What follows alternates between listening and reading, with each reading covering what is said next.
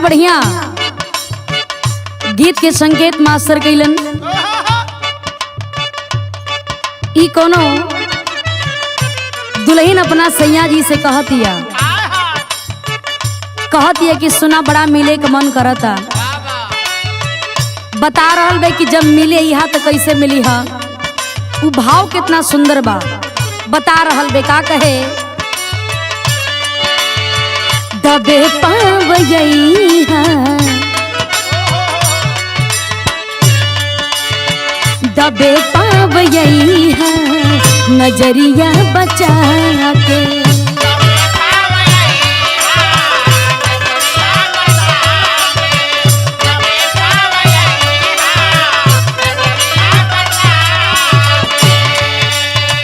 केवाड़ी के पाला अगर बंद पैहा सिकड़िया बजैहा जइहा नया के। सिकड़िया बजैहा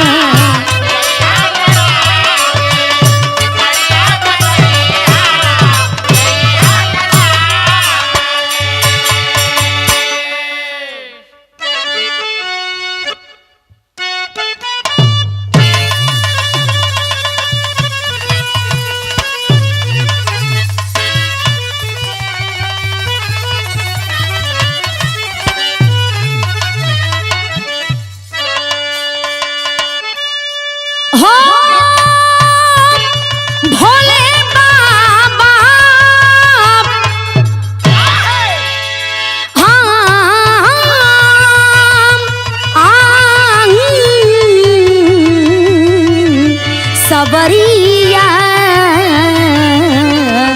भोले बाबा जोगिया हो रंग।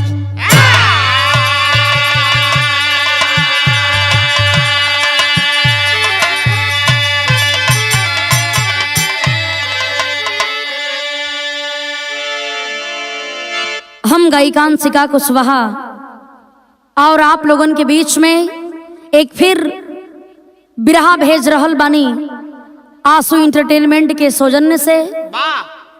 श्रद्धेय श्री राम जन्म यादव जी के देख रेख में बिरहा आप लोगन के बीच में जाई। आप लोग सुनिहन, उनका चैनल के सब्सक्राइब करिहन और शेयर करिहन, कमेंट करके बताइहन बिरहा कैसन लागता।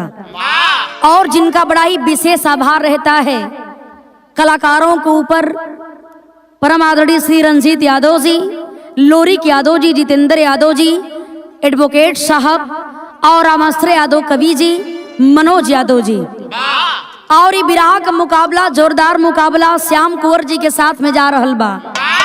बड़ा बढ़िया गीत आप लोगन के सुने के मिलल हो। जरा आप लोग सुनिहन, देखें कि करे बिरहा में कितना मजा आवता।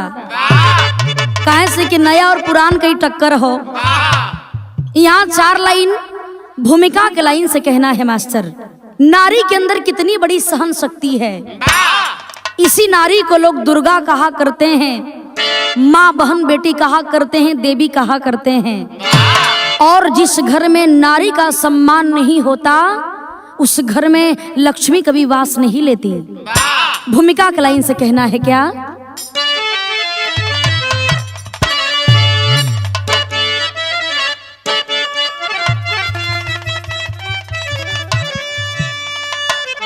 कोई कुछ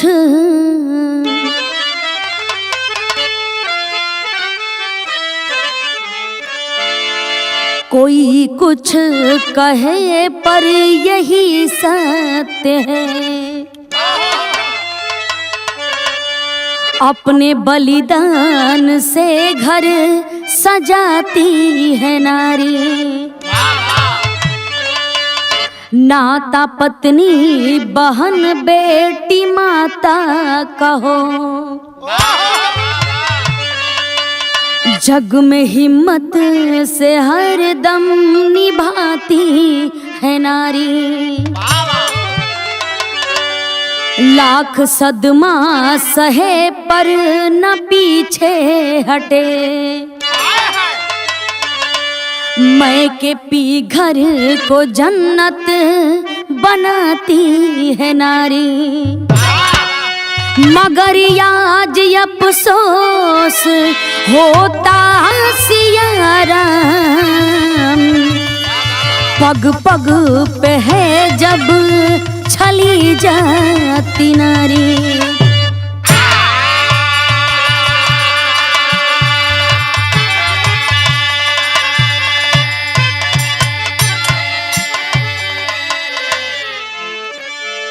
नारी के अंदर इतनी बड़ी सहन शक्ति होती है बाबू, लेकिन आखिर नारी को ही बार बार सब कुछ झेलना क्यों पड़ता है? गौर करिहन यहाँ एक लाइन गजल का अंदाज में मास्टर, कौन गीत बा?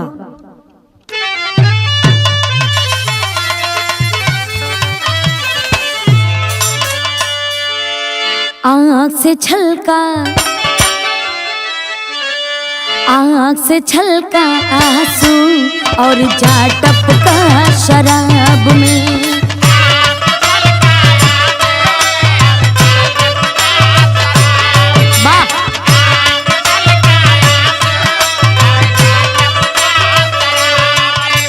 दिल में चुभा जो काटा, दिल में चुभा जो काटा, अब जा निकला गुलाब में।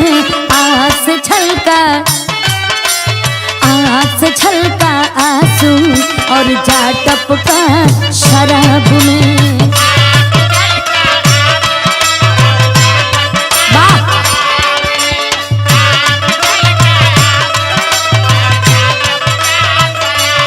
लेकिन प्रेम है क्या? जो प्रेम को नहीं समझता, प्रेम करके भी भूल जाता है कि प्रेम होता है क्या, उनके लिए कहना है प्यार पुनीत और पावन, सब कहते हैं संसार में।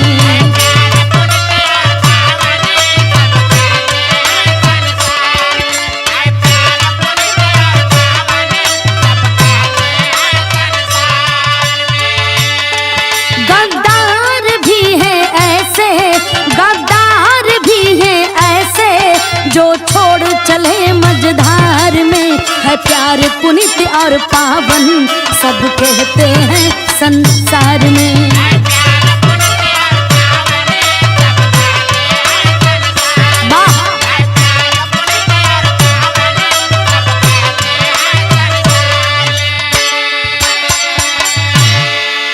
यही से कहानी की शुरुआत हो गई। कहानी कैसन बा केकर कहानी बजरा गौर करेंगे।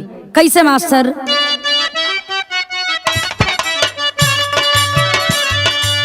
कहानी बा कहाँ के? सुनिए सुना रही हूँ अजीब हादसा, भारत में आज नारियों की कैसी है दशा।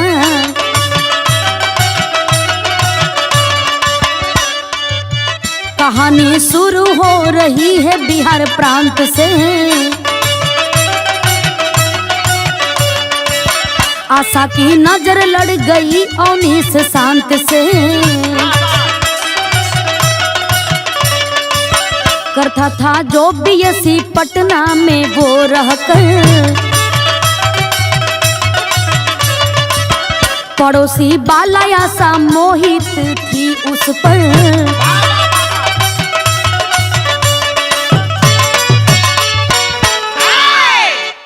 बाबूजी कहानी को समझ लेंगे। ये कहानी बिहार में एक छोटा सा परिवार, जोने परिवार में बड़ा होनहार बेटा, जोने बेटा के नाम अवनीश बा। जो अवनीश बीएससी करता था पटना में रह करके, और देखें कुछ ही दूरी पर एक आशा नाम की लड़की थी। दोनों साथ में रह करके एक ही कॉलेज में पढ़ाई करते थे बाबू। लेकिन देखें जब वही आशा के नजर अवनीश से लड़ल बा, देख करके आशा अपने मन में विचार करे लगलीन कि हमरे जीवन साथी के रूप में भगवान यही अवनीश के भेज देले बाड़न। दोनों के बीच में बड़ा गहरा प्रेम हो गई। जब प्रेम भइल बा, जा करके आशा अपने माई बाबूजी से कहे लगलीन कि पापा मम्मी एगो काम करा कि बीएससी के छात्र बड़न अवनीश, और उनकरा से हमार प्रेम हो चुकल बा। हम रही कॉलेज में पढ़ाई करेलन, यदि हमनी में शादी हो जाई पापा तो बहुत बढ़िया रही। लेकिन बाबू माई बाबूजी ए बात के माने के तैयार नहीं हुवन। जब माने के तैयार नहीं हुवन देखें एक दिन जा करके आशा अवनीश से कहती है, देखा अवनीश, यदि हमार तोहरा से शादी न हुई ना तो हम तोहरा बिना एक पल जी ना सकेला, ए लिए कि हम तोहरा से सच्चा प्रेम कैले बानी। जब इतनी बात को अवनीश सुनता है बाबू, तो हुआ क्या मास्टर, गीत लागल।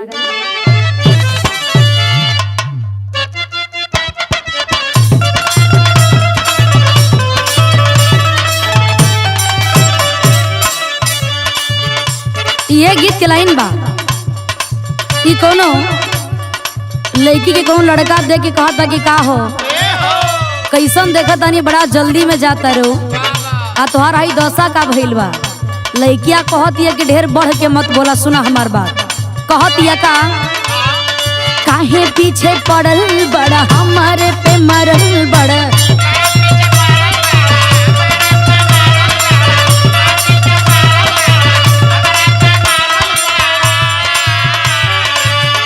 पीछे पड़ल बड़ा, हमारे पे मरल बड़ा, माठा फूकी पिया तारा, दूध से का जरल बड़ा।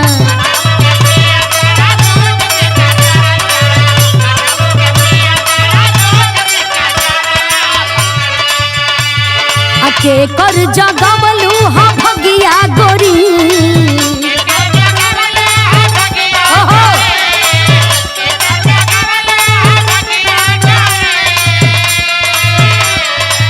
कहाँ बुतवलू हा यगिया गोरी,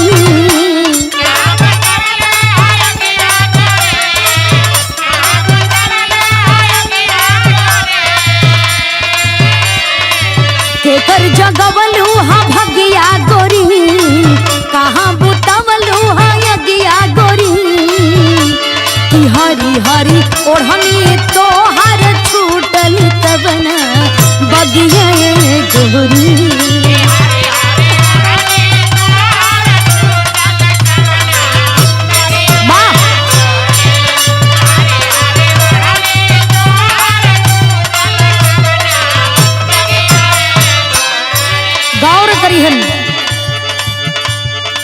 अवनीश और आशा बात करत हुन का, कहेली आशा सुना होई तमाशा सुना,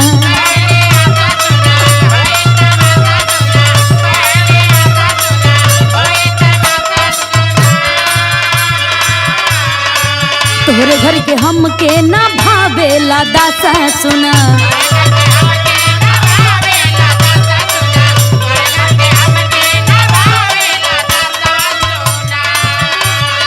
कहेले अवनीश बतिया गोरी,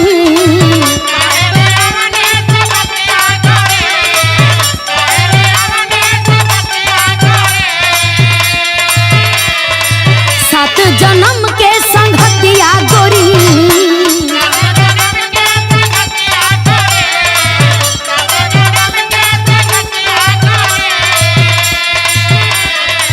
कहेले अवनीश बतिया गोरी, सातो जन्म के संगतिया गोरी, कि हरे राम तू होई हमार बड़ू जीवन मरण के सखिया गोरी।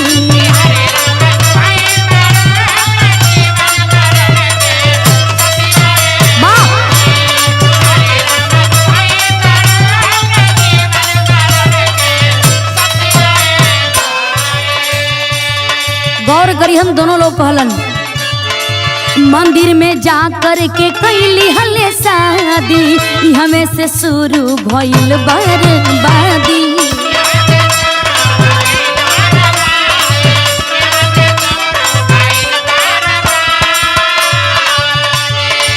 आगे के बढ़ल बाबतिया गोरी,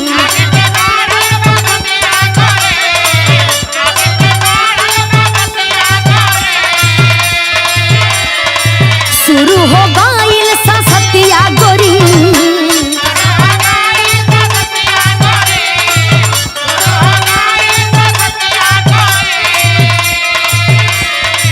आगे के बढ़ल बाबतिया गोरी, शुरू हो गईल ससतिया गोरी, कि हरे राम तू हई हमार बटू जीवन मरण के सखिया गोरी।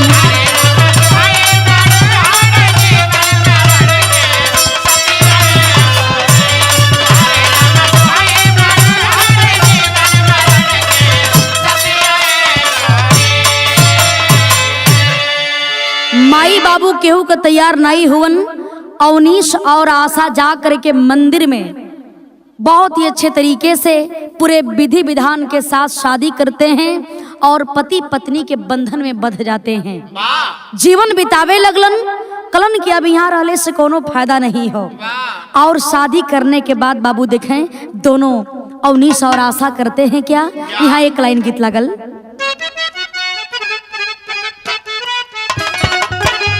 ये गीत के लाइन हो। कोनो दुल्हन अपना सैया के बड़ाई करतिया, का कहलन, दुल्ही बड़ाई करत बे, कहत बे कैसे, बढ़िया दिया बे पिया के प्यार का,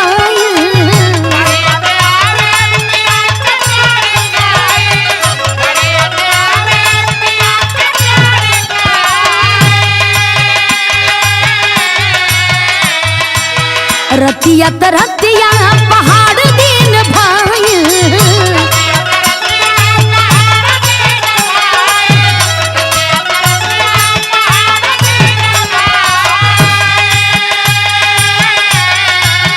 बढ़िया दिया बे पिया के प्यार का, रतिया तरतिया पहाड़ दिन भाई, का कहीं हमारा करे जदालदार के, का कहीं हमारा करे जदालदार के, दिल बहले गईले, दिल बहले गईले राजा बोतल में भर के,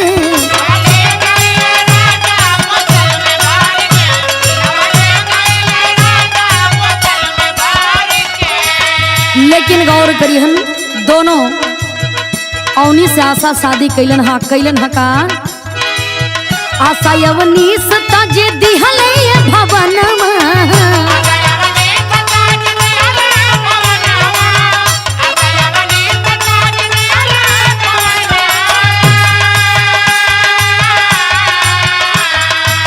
जाके भोपाल में करे लगल कमवा,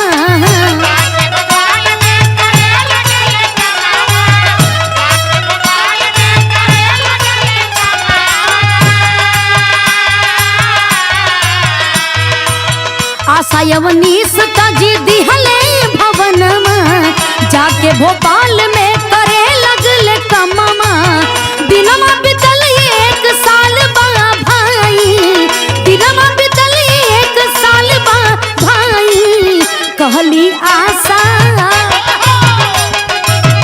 कहली आशा ऐसैया बनब माई,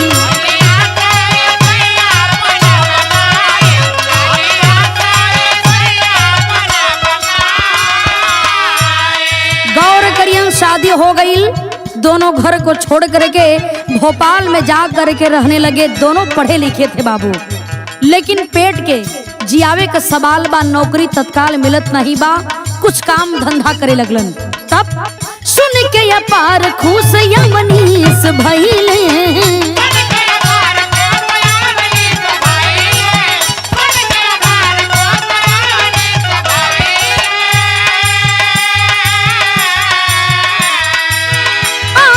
अपने गले से लगवाले,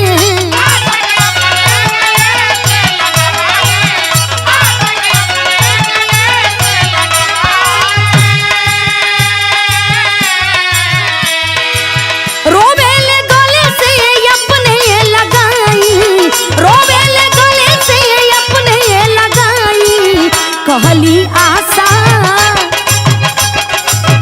कहली आशा ऐसैया बनब माई,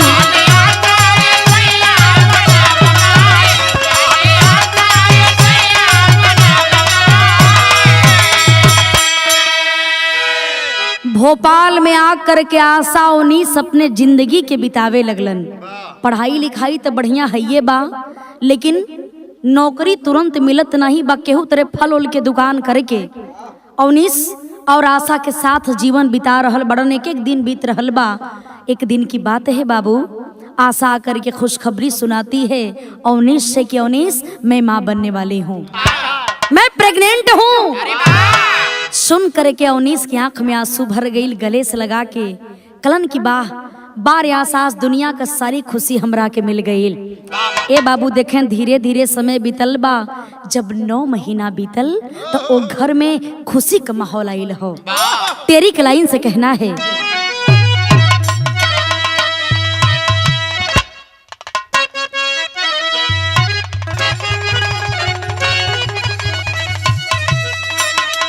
सुमनमा जय दिन आंगन में खिला, अरे सुमनमा जय दिन आंगन, सुमनमा जय दिन आंगन में खिला, वही दिन मिलल नौकरी आइल बा फरमनमा, अरे फरमनमा, अरे फरमनमा। गौर करेंगे बाबू, जब ही 9वां महीना बीतल देखें आशा के गोद में बड़ा सुंदर बेटा के जन्म भइल बा। जब बेटा के जन्म भइल देख करके अवनीश बड़ा खुश बड़ा ने बाबू। तब तक देखें नौकरी के तलाश में अवनीश बिल्कुल लगा रहता था कि जहिया नौकरी मिल जाई तहिया हमने के जीवन सफल हो जाई, कैसे कि पढ़ाई लिखाई बड़ा बढ़िया रहल। तब तक देखें मुन्ना के जन्म भइल ठीक दूसर के दिने लेटर आइल बा अवनीश के पास नौकरी के। रेलवे में अवनीश को नौकरी मिल जाती है और जब नौकरी मिलल बा ये बाबू जा करके अपना पत्नी आशा से कलन के देखा भाई 5-6 दिन भइल, तोहार देख रेख भी कईल बड़ा जरूरी बा, हमार नौकरी के भी सवाल आ गईल बा, लेकिन तोहरा से बढ़ के नौकरी ना हो सकेला। जब आशा इस बात को सुनती हैं कलिन की ए सैया हमार बेटा कितना भाग्यवान बा कि जब वही बेटा पैदा भइल दूसरे के दिने तोहरा के नौकरी रेलवे में मिल गई।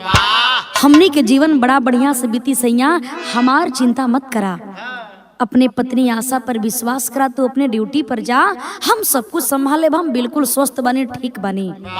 देखें आज आशा अवनीश को समझा रही है ए सैया नौकरी छोड़े के नहीं बा, कैला के काम बा।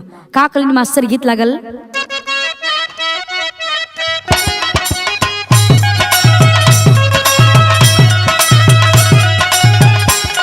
ये गीत के लाइन बा कोनो दुल्हन कहले रहल, का कहले रहल, गुरही जेले बिया बिकाए पिया मेलवा में,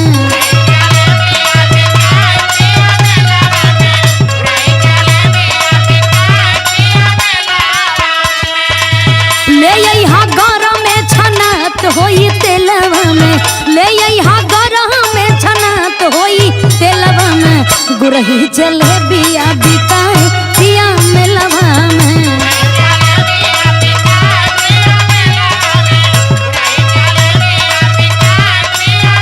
लेकिन कितना सुंदर भाव बा। आज पत्नी अपने पति आशा अपने अवनीश से कह रही है क्या, सजना से अपने तिखार कहीं सजनी,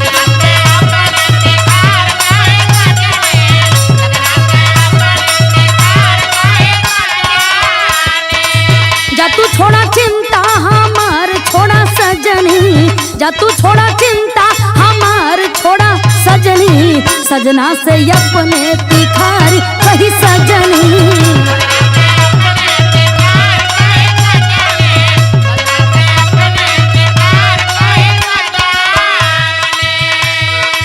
मौका ना बार बार जिंदगी में आई, समझा रही है अपने पति को,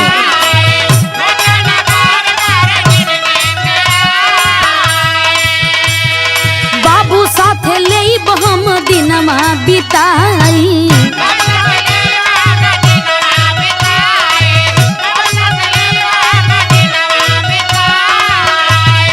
अपन ख्याल रखी हाथी खार कहीं सजनी, अपन ख्याल रखी हाथी खार कहीं सजनी, सजना से अपने बार बार कहीं सजनी।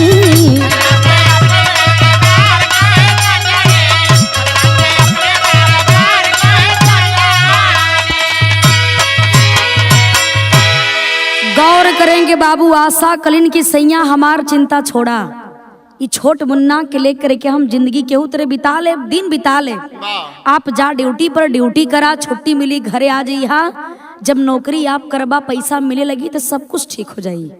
काहे से कि बड़ा भाग्य से नौकरी मिलेला सैया, आ ये चांस के छोड़ देबा तो जिंदगी भर पछतावा हुई। ए बाबू, आज अपने पत्नी के बात को अवनीश जब सुनता है कहता है, बारे आशा बड़ी महान बड़ू हो, कितना दर्द में बाड़ू लेकिन फिर भी ये पति के हौसला दे रहल बाड़ू। ए बाबू देखें, आज अपने पत्नी के बात को सुन करके, बात को मान करके गले से लगाता है, बेटे को देखता है, ड्यूटी पर जाए की तैयारी कैलन, लेकिन सोचत बड़न कि पैसा तो जेब में एक को फूटी कौड़ी नहीं बा, आखिर हम कैसे छुछे तो जा ना सकीला, बिना पैसा के नौकरी पर कैसे जाए। तब जब इस बात को आशा सुनती है बाबू तो करती है क्या, गीत लगल।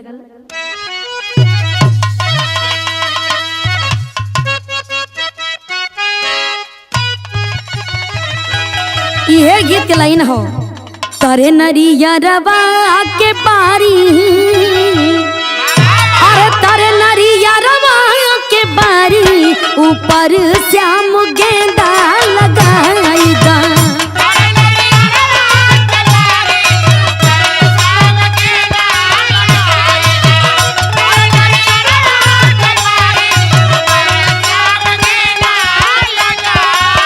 लेकिन बारे वो आशा अपने पति के बात को सुन के करती है क्या, अंगूठी थमावे बेचारी,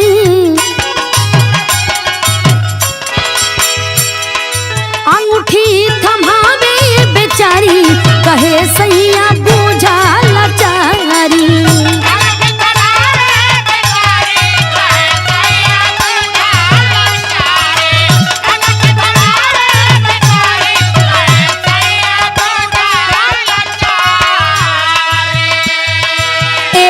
के बेच के तू जइबा बहरामा,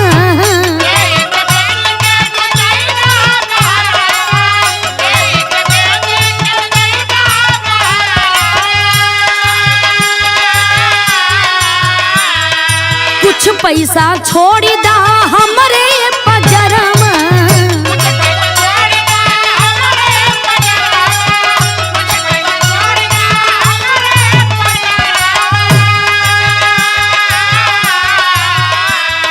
लेबे सब कुछ हम संभारी,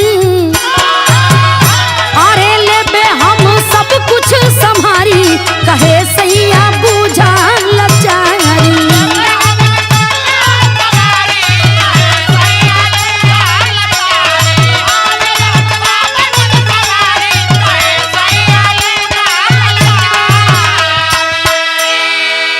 गौर करेंगे बाबू, आज जब इस बात को सुनती है आशा, हाथ में सोने की अंगूठी रहल, अंगूठी के निकाल करके अवनीश के हाथ में रख देलीन, कहीं कि सैया यही के बेच के जवन पैसा मिली कुछ पैसा हमारे पास रख करके बकिया पैसा ले करके आप अपने ड्यूटी पर चल जाएं।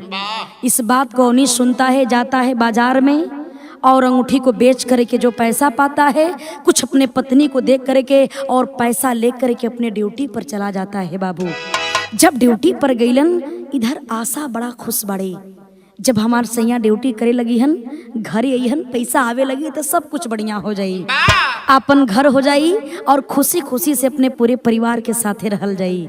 लेकिन वाह, जब अवनीश अपने ड्यूटी पर जाता है, जब ड्यूटी करने लगा, धीरे धीरे समय बीत रहा है। 2 दिन पर 4 दिन पर फोन आवत रहल, लेकिन धीरे धीरे आशा के महसूस होत बा कि हमरे सैया के हाल चाल कुछ कम मिलत बा। तब देखें भैया का यहाँ गीत लगल मास्टर,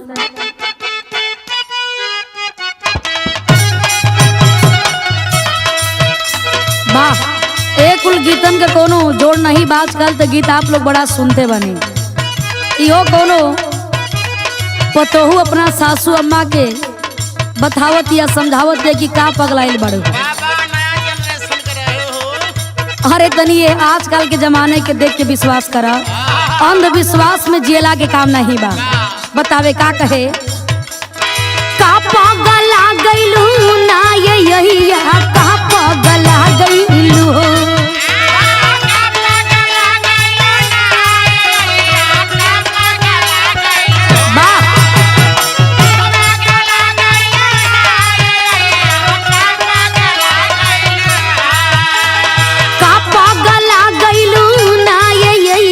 का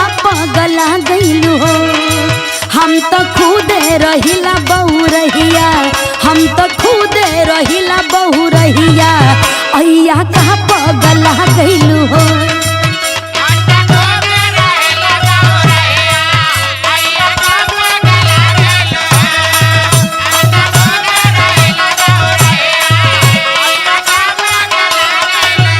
लेकिन समय बीतत बा, बारे प्रभु आपका भी खेला जब होता है। बीते समैया न मोरे भैया, बीते समैया न।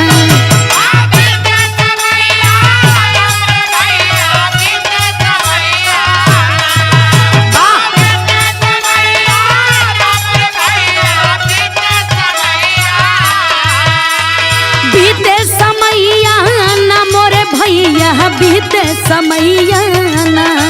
आशा रोजे जो हेली रहिया, आशा रोजे जो हेली रहिया, भैया बीतल समैया ना।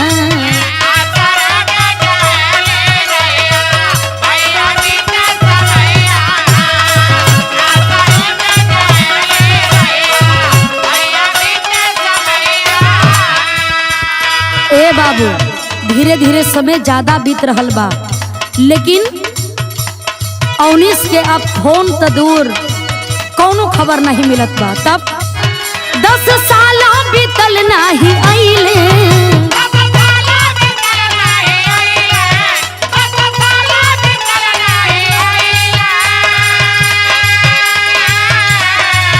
जाने कहाँ भूलैले हो। बेटा लेके खेवे माई नैया, बेटा लेके खेवे माई नैया, भैया बीतल समैया ना।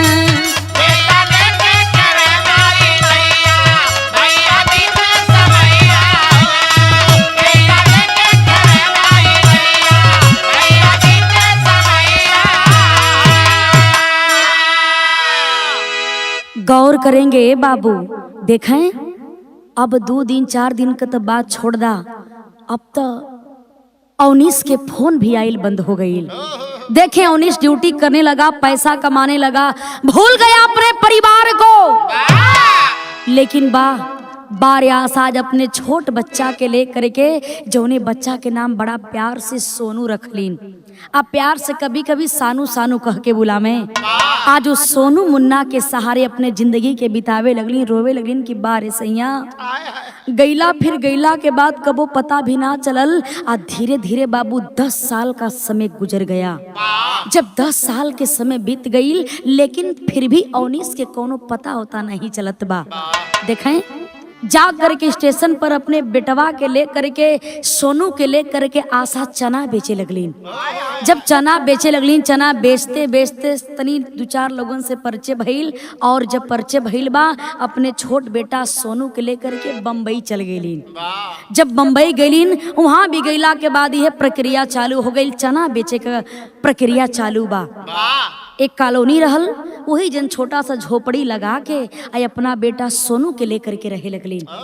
एक दिन का बाद बा, आशा चना बेच करके, शाम हो चुकल बा, आशा चना बेच के जब वहीं घरे आवल चाहत बड़ी, तब तक भइल का मास्टर गीत लागल।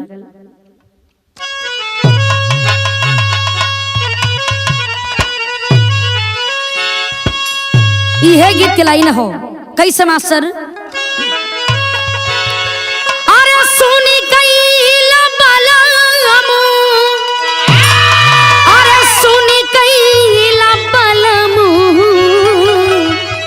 चौड़ी गली सुन कैला बलमू, अरे मिर्जापुर के कैला गुलजार हो, कह चौड़ी गली सुन कैला बलमू।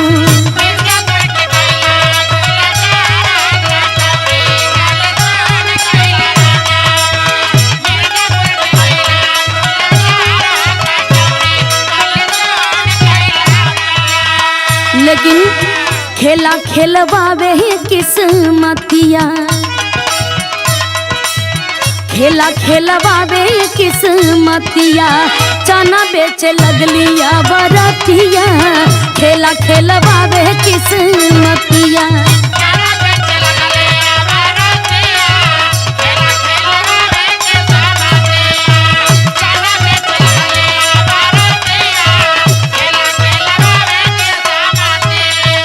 चना सोना बेच करके आशा आ रहल बड़ी कि अपना घरे चली बेटा जो होत हुई। तब स्टेशन से सोना बेची आवत रहली घरवा।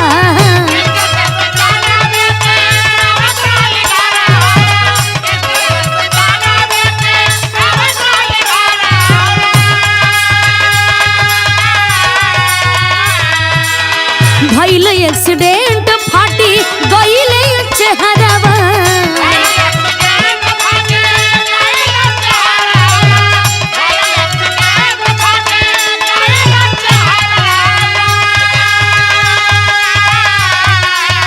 खेला खेलवावे किस्मतिया, खेला खेलवावे किस्मतिया, बेटवा के मारी गईली मतिया। खेला खेलवावे किस्मतिया।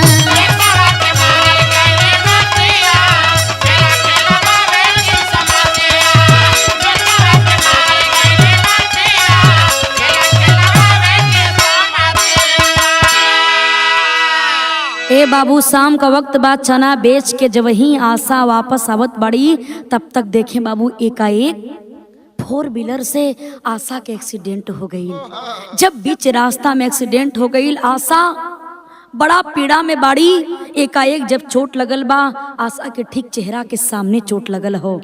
चेहरा फट चुकल बा, सर फट चुकल बा, तड़फड़ात बाड़ी। तब तक कुछ लोग मिल करके आशा के उठौलन और ये बतिया के पता जब सोनू मुन्ना के लगल अपने पास पड़ोस के लोगन से कहलन। लोग पड़ोसी दौड़ के अलन। हाँ आ करके लोग देखलन कि बेचारी बड़ा गरीब बे, एगो बेटा के लेकर के केहू तेरे जिंदगी बिता रहल बे। लोग सहयोग कैलन, ले जा करके हॉस्पिटल में एडमिट कैलन। हाँ जब हॉस्पिटल में एडमिट कैलन डॉक्टर साहब देखते हैं कि हाल तो बड़ा बुरा हो चुका है, लेकिन डॉक्टर साहब सारी परिस्थिति को जान करके कहते हैं बेटा चिंता मत करो, तुम्हारी माँ बिल्कुल स्वस्थ हो जाएगी, बिल्कुल अच्छी हो जाएगी बेटा। ये बाबू देखें इलाज चालू हुआ। जब इलाज चालू भइल हो यहाँ एक लाइन गीत लगल, लेकिन गीत से बढ़िया भाव बा। एक्सीडेंट हो गई, पड़ोसी लोग हॉस्पिटल में लेके जात हुअन। जब हॉस्पिटल में गईलन तब ए भैया आशा के लेके तता काला पड़ोसी अस्पताल चले।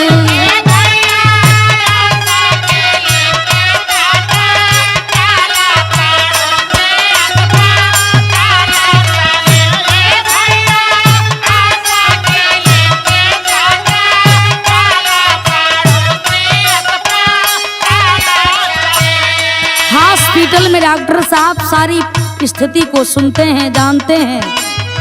चेहरा पर बहुत भारी चोट लगल बा, सर पे चोट लगल बा, आंख पे चोट लगल बा। तब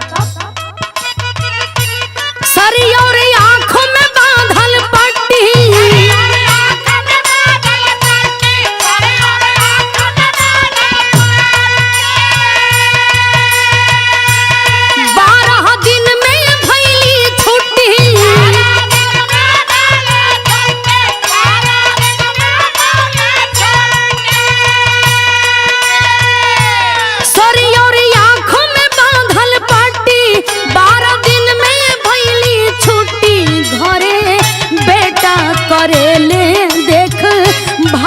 पड़ोसी अस्पताल चले।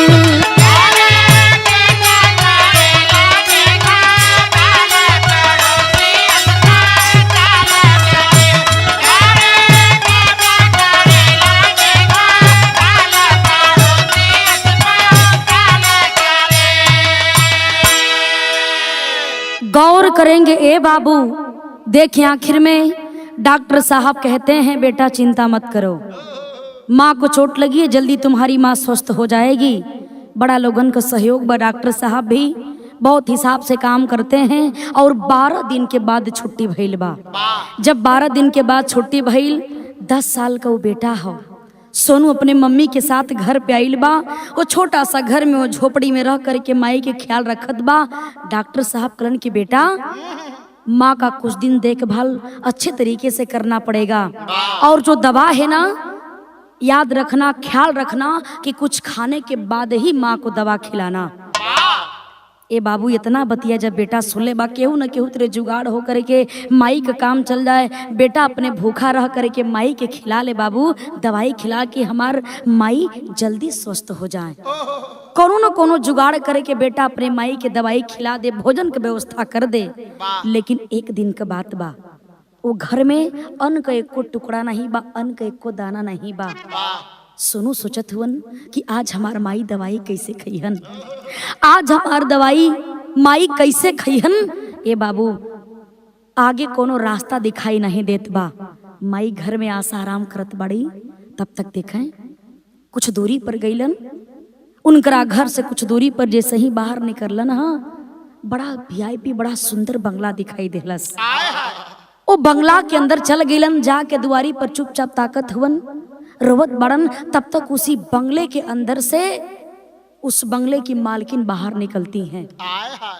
जब निकलिन जा करके वो छोटा बेटा सोनू के जब देखलिन, कहीं कि बेटा क्या बात है, दरवाजे पर बैठ करके क्यों रो रहे हो, कोई बात है क्या? इतना बतिया देखें जब सोनू सुनले बा कहे लगल कि मैडम जी एगो काम करी, एगो काम करी, हमरा के बहुत तेज भूख लगल बा, यदि हमरा के कुछ खाए के मिल जाई तो आपका बहुत एहसान हो जाई। हमके बहुत बेजोड़ भूख लगल बा, खाए बदे कुछ नहीं मिलत बा, हम का करी? उस मालकिन को दया आ जाती है, कहती है बेटा चिंता मत करो, मैं जा रही हूँ घर के अंदर से कुछ खाने को लेकर आ रही हूँ। जैसे ही खाने को लेकर के आज मालकिन ऐलीन, हाँ देख करके वह छोटा सा बेटा बड़ी अच्छी बात बोला, कहा मैडम जी हम खाना कैसे न खाई, हराम के खाना न खाई, हमरा से कुछ काम करवाई। देखें आज वह बेटा कहता है, क्या कहा मास्टर? कई के काम जब पा गईले, खानवा मनवा बाहुर बाया, कई के काम जब पा गईले, उ खानवा मनवा बाहुर बाया, खाले ना पन्नी में भरे ललनवा मनवा बाहुर बाया।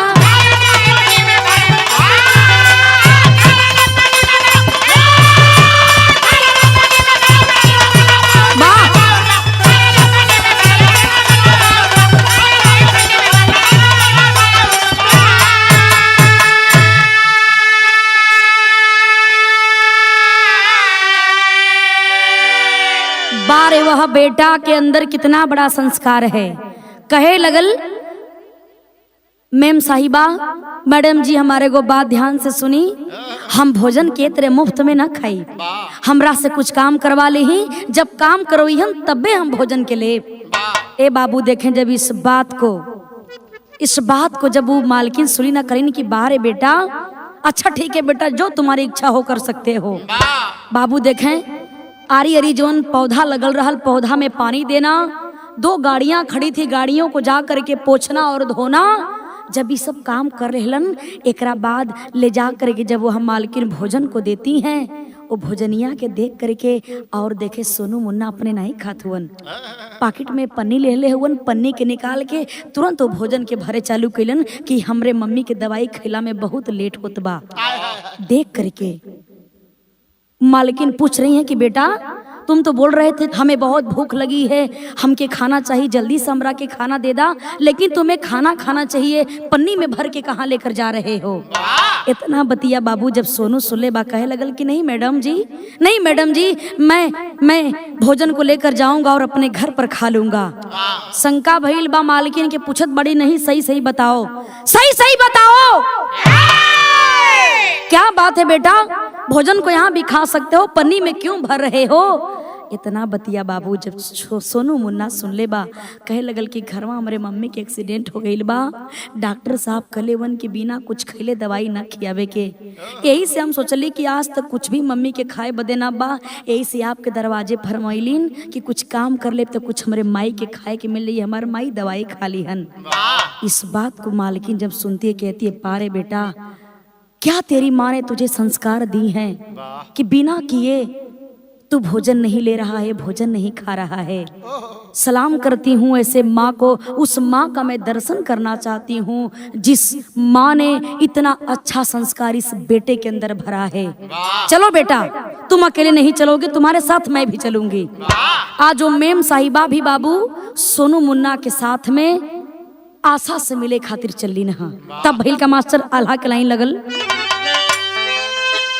सोनू शीला के लेके आइल बाटे घरमा भैया,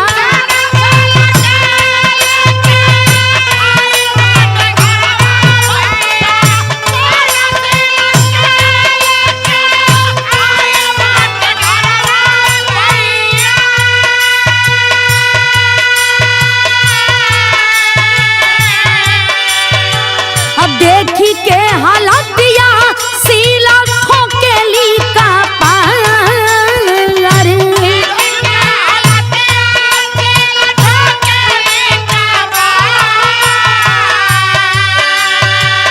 कहली संस्कार जावन देहलु बेटवा के बहिनी,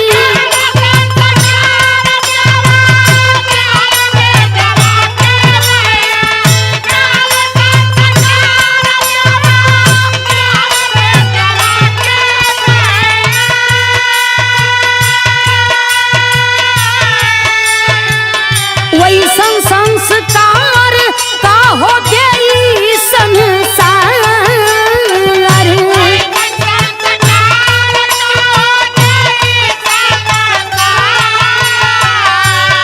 ए बाबू देखें, आज मेम साहिबा भी जा रही हैं, उनका नाम शीला है। शीला मेम साहिबा जब सोनू को लेकर के आशा के देखे बदे चलीन, हालत के देख करके सर पे हाथ रख के कहत, बड़ी बारे भगवान, तूने भी इस इंसान के साथ तू कैसा कैसा खेल खेलता है। जाके कहती हैं कि बारे बहन, मैं सैल्यूट करती हूँ तुम्हें, इस हालत में हो लेकिन अपने बेटे को संस्कार जो दी हो, कोई क्या देगा। तुम्हारे पास पैसा तो नहीं है लेकिन दिल है, संस्कार है। आज तुम्हारे संस्कार से मैं बहुत खुश हूँ। ए बाबू, खाना भी देहलीन, पैसा भी कुछ देहलीन कि ला बहिनी, हम तोहरा के देत बड़ी दवाई करीहा, फल फ्रूट खइहा। फिर घर पर आती हैं, आ करके वह शीला मेम साहिबा अपने पति से इस बात को कहती हैं, ए सैया, बड़ा गरीब परिवार बा, महतारी बेटा दुइये बड़न लेकिन संस्कार गजब के बा। इस बात को जब आज शीला के पति सुनते हैं, कहते हैं चलो मैं भी चलूंगा, देखूंगा कौन है वो। तब भइल का तीसरे दिन साहब के ली या के आई गईली बाबू,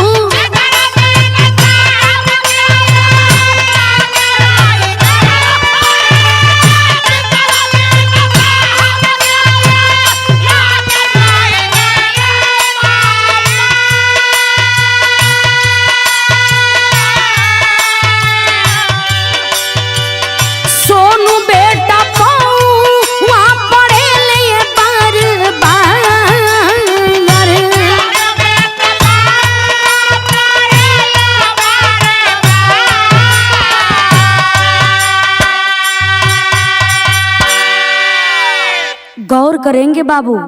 देखे आज शीला जो मालकिन है, जो मेम साहब हैं, आज वह शीला अपने पति को भी ले करके दिखाएं आशा के देखे खातिर पहुँचलेन। जब सोनू बेटवा देखले बा कि मेम साहब आइल बड़ी, साहब भी साथ में आइल हुवन, दौड़ करके जा करके वह बेटा पैर को पड़ रहा है, कह रहा है कि आई साहब बैठी। ए बाबू, चेहरा पर पट्टी बांधल गइल बा, आशा के चेहरा पर पट्टी बांधल बा, सर पर पट्टी बांधल बा, लेकिन फिर भी आशा कहती है, अरे बेटा मेम साहिबा आइल बाड़ी, साहब भी आइल बाड़े, एक काम करा कि जा उनकरा के कुछ चाय वाय लिया के पिला दा। छोटा बेटा सोनू चाय लाने के लिए जाता है बाबू। तब तक देखें साहब और मेम साहिबा दोनों लोग जाके बगल में बैठते हैं और पूछना चालू कर देते हैं, कौन हो तुम, आखिर ऐसी हालत कैसे हो गई, इतना मस्त बेटा, इतना सुंदर बेटा है, लेकिन आखिर किस परिस्थिति में रह करके क्या हुआ था तुम्हारे साथ कि आज तुम्हें इतना सारा दुख का सामना करना पड़ रहा है। इतना बतिया बाबू जब आशा सुलिन कलिन की साहब हम का बताई, बड़ा हम दुख का मारल बड़ी। यदि हमारे बेटा सोनू ना रहता न जाने कब के हम आत्महत्या करके मर गई रहती। इस बात को जब देखें बाबू, शीला सुनती हैं, जो मालकिन है, कहते क्या बक रही हैं बहिनी, का भई रहल आपके साथ में। तब इस बात को बाबू देखें, जब आशा सुनती हैं सारी अपन कहानी बतावे लगलिन कि का कहीं बहिनी। ये बात के बार बार हमार बेटा सोनू भी पूछेला कि मम्मी हमार पापा ना हुवन का, हमार पापा ना हुवन, मांग में सिंदूर भी भरेलू और पापा के नाम भी ना बतावेलू, पापा के रास्ता भी ना बतावेलू कि हमार पापा के बा कहाँ गइल बड़न। एक हम अपना बेटा से भी ना बताइला, आपके का बताई।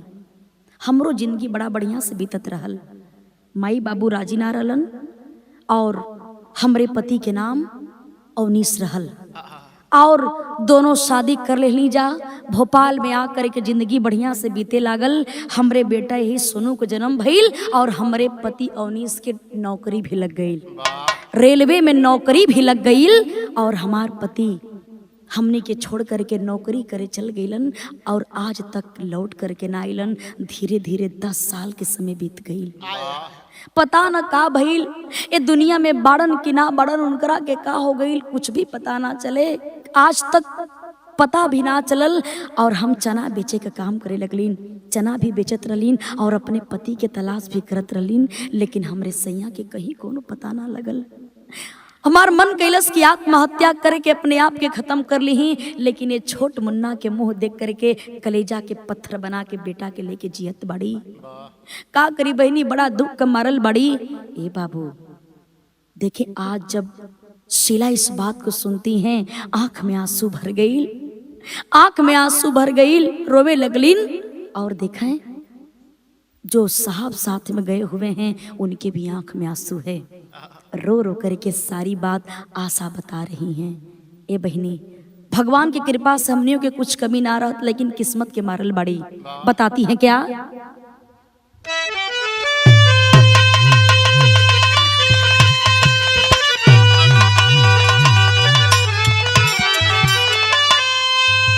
आशा हाथ जोड़ी के अरे कहली बाबू वही जुनिया, आशा हाथ जोड़ी अरे कहली बाबू वही जुनिया, हवे रेलवे में सजनवा जाने ले दुनिया।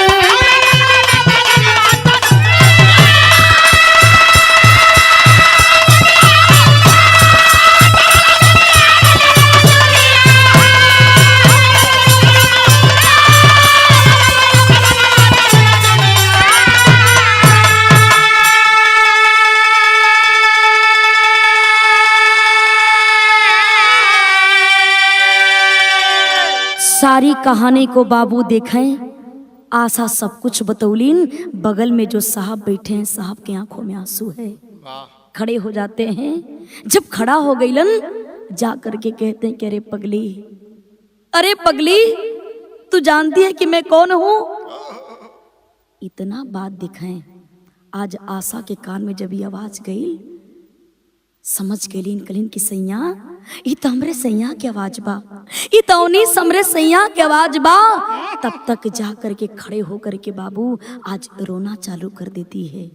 आशा जब रोवे लगलीन, आज वो अवनीश भी रोने लगते हैं बाबू। वह साहब कोई और नहीं बल्कि वही अवनीश थे। नौकरी करते करते उसी शीला से शादी भी कर लिए और इस पूरे परिवार को भूल गए। पैसे को पा करके, शोहरत को पा करके, इस पूरे परिवार को भूल करके शीला से शादी करके जीवन बिता रहे थे। सारी बतिया बतौलन की हमरा से बहुत बड़ी यार भूल हो गई, आशा हमरा के माफ कर दा। आज वही भूल का सजा हम भोग रहल बानी। जैसन हम कैले रही नौकर सजा मिल रहल बा। शादी तो हो गई, ऐसो आराम सब कुछ बा, लेकिन अंदर सुकून नहीं बा, चैन नहीं बा। इस बात को बाबू जब शीला सुनती हैं, जब शीला सुनती है कहती है कि देख लीजिए बुरा कर्म का बुरा ही फल मिलता है। आपने जैसा किया आज हम दोनों लोग मिल करके भोग रहे हैं इतना सुंदर परिवार छोड़ करके, और आप इतना बड़ा गलती कर दिए। ये बाबू दिखाएं कहे लगिन की बहनी तू चिंता मत करा बहनी, एमन हमहू जिम्मेदार बाड़ी। यही से देखा 10 साल बीत गए शादी भइले, लेकिन हमनियों के गोद में भगवान हमरहू गोद में एको संतान नहीं देलन। गलती के सजा हमनी के मिल रहल बा बहनी, लेकिन कुछ भी हो जाए तो हमार बहन बाड़ू अब हमनी के दोनों लोग साथ में रह करके जीवन बितावे के। ये बाबू गलती पर अफसोस हो रहल बा। अवनीश आज अपने पत्नी दोनों पत्नी को साथ में लेते हैं, शीला को भी और आशा को भी, और छोट मुन्ना जेकर उम्र 10 साल के बा सोनू मुन्ना के भी साथ में लेकर के पूरे परिवार को लेकर के आज भी उस बंगले में रहते हैं। बाबू बड़ा खुशी से जीवन बीते लागल। यही से लोग कहलन कि बिना विचारे जो करे सो पाछे पछताए। पैसे को पाक करके शोहरत को पाक करके हमें बीता हुआ कल कभी नहीं भूलना चाहिए। कहानी खत्म भई, आखिरी लाइन में कहना है गुरु बिहारी गुरु रमन श्यामा भय स्वर्ग के बा।